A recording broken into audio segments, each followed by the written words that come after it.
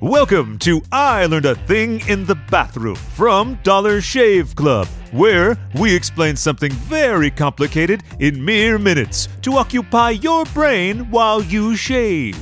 In this edition, we'll be answering the question, do monsters have day jobs? As explained by someone who sounds smart because he's British. We all like to go out and play on Halloween night, but while we're shaking off our hangovers and going to work the next day, what are the monsters themselves up to? Weirdly enough, some of them actually do have careers to maintain. Or did, anyway. Are you telling me the creature from the Black Lagoon has a day job? What is he, a professional barnacle scraper? I couldn't tell you much about the Gill Man, as is known. Beyond him being the last surviving member of a race of super-strong amphibious humanoids that flourished during the Devonian Age, that is. Nerd! But I can tell you about Count Dracula. Like his inspiration, Vlad the Impaler, Dracula's real title wasn't actually Count, but voivode, which is the old term for a warlord or military leader in Eastern Europe. Count is its rough English equivalent. According to Bram Stoker's original novel, the pointy-toothed one received this title after waging war against the Turkish army. So presumably, while impaling enemy troops is an unusual day job, Dracula was pretty darn good at it. Way to earn that promotion, Drac. What about the mummy? Did he work in a first aid supply store or something? The bandaged undead character of Imhotep was inspired by a real-life Egyptian priest of the same name, an advisor to the pharaoh Djoser. The real Imhotep is thought to have split his time between being an engineer, a healer, an astronomer, a poet, a magician, and a judge.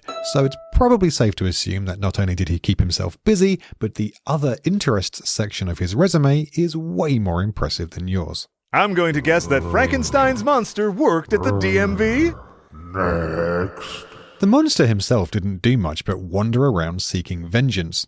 His creator, though, Dr. Victor Frankenstein, as described in Mary Shelley's original novel, was the son of a distinguished Genovese family who spent his time dabbling in, well, obsessing over chemistry, alchemy, and reanimation. Which is about what you'd expect.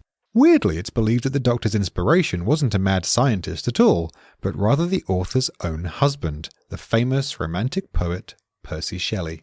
What about some more modern horror icons, like Freddy Krueger? I love phrases. The dream-stalking antagonist of the Nightmare on Elm Street series had no career outside of serial killing to speak of, and the only real-world inspiration for the character was a creepy man standing outside the childhood home of Nightmare director Wes Craven. There's another Freddy Krueger who has an awesome day job though. World champion water ski jumper, Freddy the Nightmare Krueger. Seriously? Is he any good?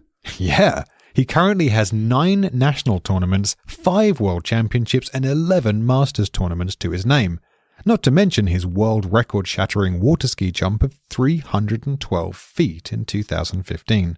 So is like Leatherface into bungee jumping or something? Not quite. When not massacring teens with his chainsaw, in Texas, the quietest member of the cannibalistic Sawyer family was a former butcher who spent his days working in the meat factory. When not engaged in either of those pursuits, Leatherface enjoyed crafting masks and furniture from human skin and bones.